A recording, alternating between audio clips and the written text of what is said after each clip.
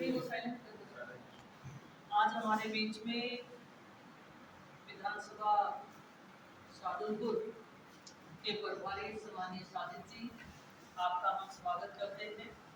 हमारे बीच में जिला अध्यक्ष सम्मानीय इंदिराज जी खिचड़ साहब, ब्लॉक अध्यक्ष सम्मानीय अशोक जी, पीसीसी सदस्य सम्मानीय शिशुपाल जी और मंडल अध्यक्ष सम्मानीय मनोज जी, साथ में हमारे विराजमान सम्मानीय लाल मोहम्मद जी जो कि मदरसा बोर्ड के आप सदस्य रहे, और सम्मानीय सुरेंद्र जी खरवास। आज के कार्यक्रम की रूपरेखा हम सबको बताने वाले सम्मानीय उदय राम जी। मीटिंग में मुख्य तौर पे जो गांव की जो हमारी इकाई है, बूथ की जो इकाई है, उसको हमें कैसे मजबूत करना है इसके लिए। और आप सबको मालूम है कि भवन तभी लंबे समय तक चलता है जब उसकी नींव मजबूत होती है। कांग्रेस पार्टी का इतिहास बहुत बड़ा रहा है और वर्षों तक इस भारत महान देश की सेवा की है, भारतवासियों के लिए काम किया है।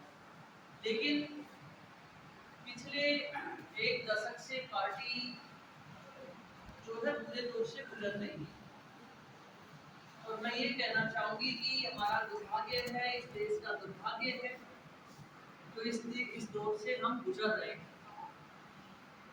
और संविधान तभी मजबूती से काम कर सकता है, या मौजूदा सरकारें तभी मजबूती से काम कर सकती हैं जब विपक्ष मजबूत होता है। और इसलिए पार्टी के अंदर बूथ का कार्यकर्ता मजबूत होगा तो वो पार्टी मजबूत होगी। मैं साजिद जी आपको बताना चाहूंगी कि शाहजहांपुर में लगभग 1.5 दशक से मैं भी काम कर रही हूँ। 13 में मैंने ज्वाइन किया था, और उस समय से लेके आज अगर हम देखते हैं तो मैं कोई शक नहीं कर सकती हूँ कि शाहजहांपुर में कांग्रेस है वो कमजोर है, मैं नहीं करती, बहुत मजबूत है। लेकिन कुछ सुझाव है, और उन सुझाव पे अगर हम अमल करते हैं तो निश्चित तौर पर शाहजहांपुर में कांग्रेस को कोई नहीं हरा सकता। और ये सब आप सबने करके देखा है। अभी अगर मेरे सामने अशोक जी की कोई बुराई करेगा तो मैं उसके ऊपर कोई प्रतिक्रिया नहीं देती हूँ, तो इसका मतलब मौन स्वीकृति है कि हाँ ये ऐसे ही है। अगर कोई चौराहे पे, घड़ी पे, चलती बस के अंदर, ट्रेन के अंदर, दुकान पे चलते रहा, अगर कोई कांग्रेस के कैंडिडेट की, कांग्रेस के कोई मंडल अध्यक्ष की, पंचायत अध्यक्ष की, या आपके विधायक की, या सरकार की,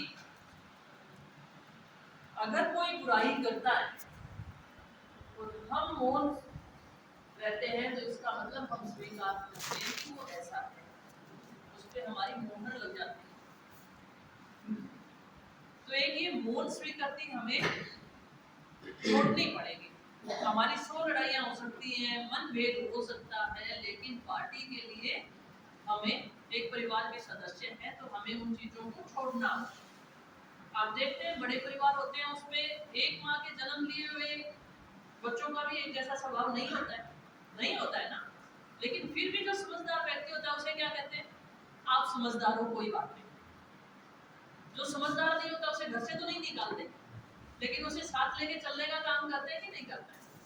और ज्यादा जिम्मेदारी समझदार व्यक्तियों की हो जाती है।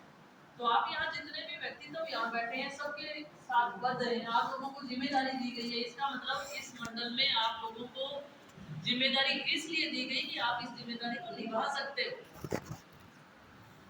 किसी कार्यकर्ता की क्षमता थोड़े वोट जोड़ने की होती है, किसी की ज्यादा जोड़ने की होती है, लेकिन इसका मतलब नहीं है वो हमारा हिस्सा है, उसे हम छोड़ नहीं सकते।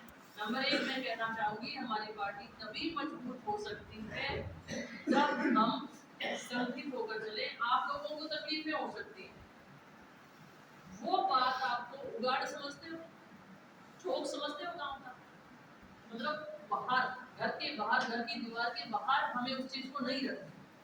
सार्वजनिक जगह पे मीटिंग हो रही होती है तो हमारा कांग्रेस का कार्यकर्ता उस बात को उजागर करता है। बीजेपी में ये चीज नहीं है, वो घर जाके बताया, व्यक्तिगत जाके बताया। और जो वो मंच मैंने बहुत कोशिश की आप लोगों को कि मैं किसी को माध्यम नहीं रखना चाहती, आपके कोई तकलीफ है मुझे पहले बता दो, मुझे 2 मिनट आपसे चाहिए, मैं आपको वो 2 मिनट 5 मिनट आधा घंटा मैं दूंगी, मैं कैसे समय निकालूंगी आपको निकाल के मैं दूंगी, पर वो बात आप अकेले में रखो ताकि हम उन चीजों हमारे हमारी दिल की भावनाएं हैं वो भी ठेस ना पहुंचे और उसे हम ठीक भी कर लें, ये हमारी जिम्मेदारी बनती है। तो ऐसे में एक तो ये मैं सुझाव देना चाहूंगी और एक मैं कहना चाहूंगी आपको कि चुनाव के दौरान सट्टा बाजार हावी होता है और इसी बीच कुछ कार्यकर्ताओं की आदत होती है कि मैं पूछूं कि दूसरे गांव में क्या हाल है पार्टी का, भाई आपके गांव से पार्टी जीत रही है कि नहीं जीत रही है, वो लोग खुद के बूथ की कोई फिक्र नहीं करते। अगर वो आपके गांव के हालचाल पूछ रहा है तो उसी से पूछो भाई तेरा बताना, हमारा तो बहुत बढ़िया चल रहा है। पार्टी बेशक से किसी बूथ पे कमजोर है लेकिन हम क्यों माने कमजोर है, स्थितियों अनुसार वोट गिरते हैं, पता नहीं कौन के मन में क्या बात हो, मतदान है वो गुप्तदान है, क्या पता अनजाने में सही या कोई व्यक्ति आपके बिना नॉलेज के सीधा मेरे से संपर्क करके काम करा के गया हो और मन से वोट डालता और वो नहीं जाहिर कर पाता हो कि मैं वोट दूंगा कि नहीं दूंगा,